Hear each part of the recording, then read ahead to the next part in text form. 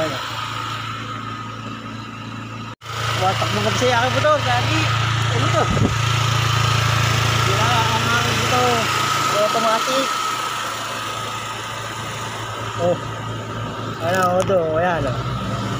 Odo. Lastik ba? Sira ang pa nga.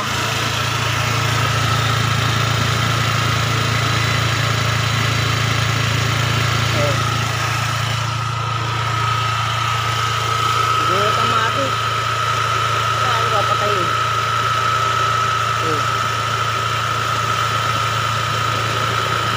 Hello guys, welcome to my vlog. Today's video guys, tayo yung papagawa nitong motor na si Honda Click.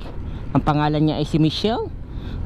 By the way, ako pala si Ray the Rider, aka Mahilig Mamasya. So tayo ay papagawa lang dahil may nararamdaman na akong kakaiba dito guys. Noong nakaraang araw, siguro 3 days na kalipas, nag-wild si Michelle. So kagaya ng video na nakita nyo, nag-automatic siya. Tumaas yung kanyang minor. At the same time, tumatakbo talaga mag-isa. Nakita man natin na talagang umiikot, na matakbo ng 19 to 20 kilometers. So nakakatakot dahil first time ko mangyari sa akin yun na nag-wild si Michelle. So bakit ba naranasan yung ganong mga bagay dito sa ating motor? So ngayon nating alamin kung bakit ganon, kasi papagawa ko nga siya. So dalawang araw ko siyang hindi nagamit. Ang ginamit ko ay tricycle dahil nga nagwa-wild siya. Nung napansin ko, pagka start ko nung motor nito si Michelle, napansin ko ba, kahit di ko siya pinipisa kung saan siya tumatakbo, pero hindi man siya tumatakbo ng sobrang bilis. Tapos kinabaduan na ako, hindi ko na alam ang gagawin ko. Ang ginawa ko lang, pinireno ko sabay para tumigil, hulihan at huli. Tapos binaba ko yung stage stand, di namatay. Tapos binuhay ko uli siya, ganun pa rin. Di ginawa ko, dinouble stand ko na. Pag double stand ko, pag buhay ko uli, ganun pa rin. Talagang tumatakbo. Kita naman sa video guys, nag-wild talaga si Honda Click. Kaya tayo ay pupunta ngayon sa kasa para doon ipagawa. Kaya lang nakakalungkot dahil yung gumagawa doon na aking Suki, o kumbaga doon na lagi ako nagpapagawa sa kanya, ay wala na, nag-resign na. So sa anumang kadahilan, hindi ko alam. Kasi yun sa akin veterans na yun, kaya siguro alam niya yung mga sira-sira, kaso nag-resign na. So ngayon nagpunta ako nakaraan doon sa kasa. Ang kanilang available ng manggagawa lang ay Tuesday. So ngayon ang araw ay Tuesday, kaya tayo ay nagpunta. Tama-tama naman, rest day natin ngayon. So yung pag-wild niya ay ginagamit ko man siya ng service, pang service. Hindi naman siya nag-wild uli. So kumbaga hindi na uli naranasan natin yung nag-wild siya uli. So pero nangangamba ako dahil senyales yun na may kakaiba din sa motor na ito. Siguro may sira na hindi natin malalaman. Ito ang pangit sa gantong mga FI, tapos automatic. Mahirap alamin kung ano yung sira. Diagnostic tools para malaman kung ano ang sira. So tama-tama, maganda naman ang panahon. At huwag lang sana umulan para yung magagawa ay hindi mahirapan mag-ayos. Kasi doon sa tabing tabing kalsada lang siya gumagawa. Pero may space pa naman, medyo malayo sa kalsada, kaya lang walang bubong. So kaya nga sabi ko ay huwag sanang ulan, at sana tayo lang yung unang customer na makapagpagawa sa kanya ngayong araw. Kasi mahirap, baka may mauna pa sa atin. So sana naman guys ay wala ibang papagawa, tayo lang, para tayo yung priority. Ika nga. So dati wala ang bayad doon pag ako nagpapagawa, kaya lang nagbago yata yung management. So naniningil na. So hindi natin alam guys kung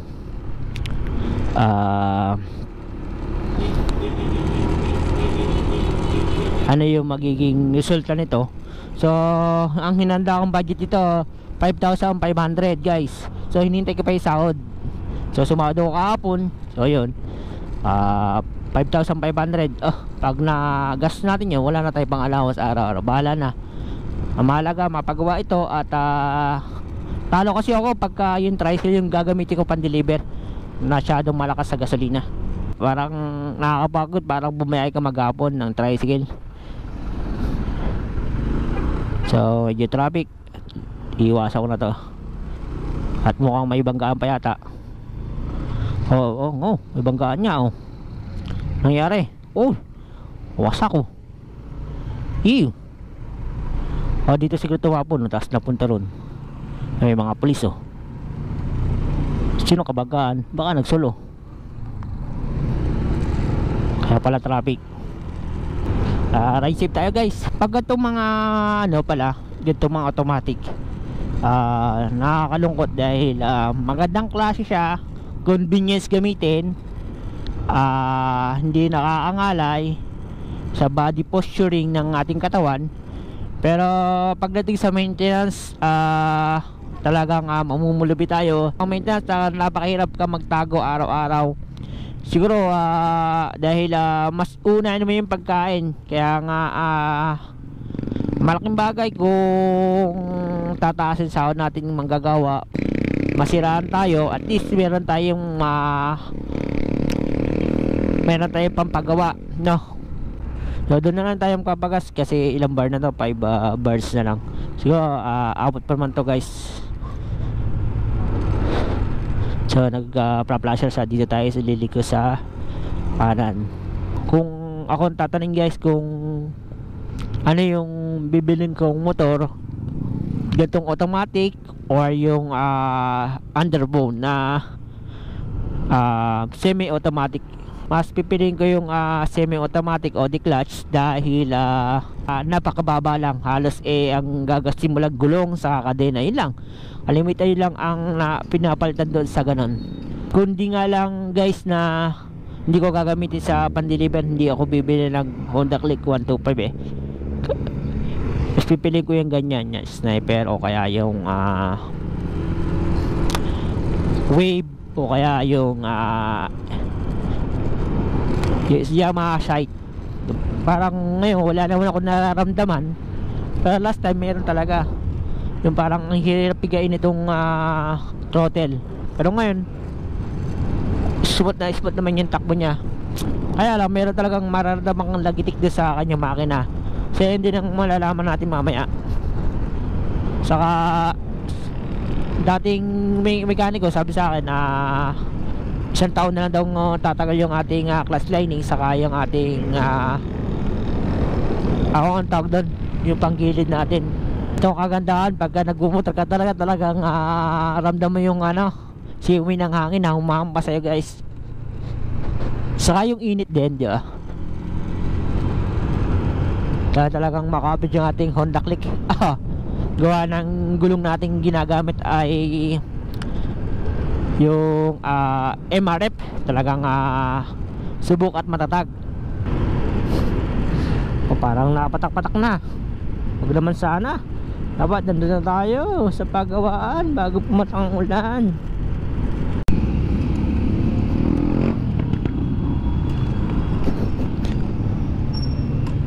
Hello guys, nandito na tayo sa Venture. Papagawa na tayo. Nanghiram nga tayo ng motor para bibili tayo ng throttle body cleaning. Kasi wala ditong available. So dun daw sa bayan tayo bibili. Pinapala ko na yung mukha ko guys. At nanghiram nga ako ng motor pa. Pagawa ka na, naghiram ko pa ng motor.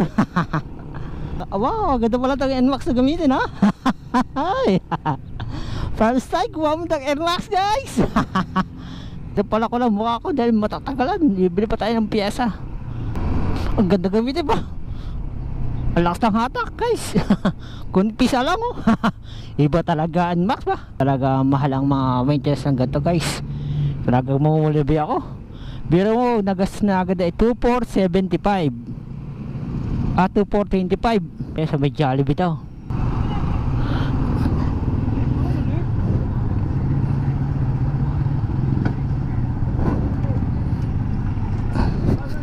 Ay guys, oh.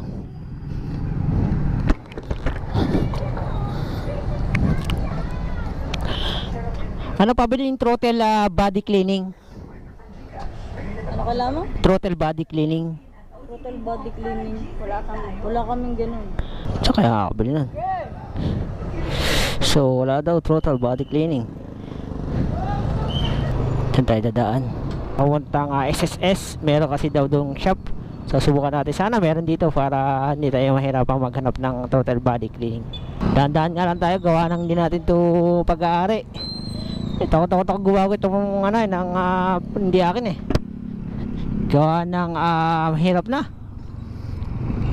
Kaya lang no choice ako. Kailangan akong manghiram ng gamit kagaya nito.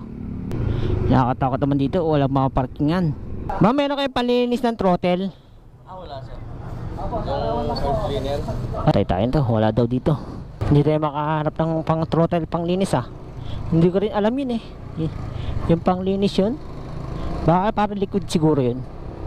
Marami shop dito eh. And sana makakuha tayo ng ano, panglinis. Sarado na rin pala. Try natin dito.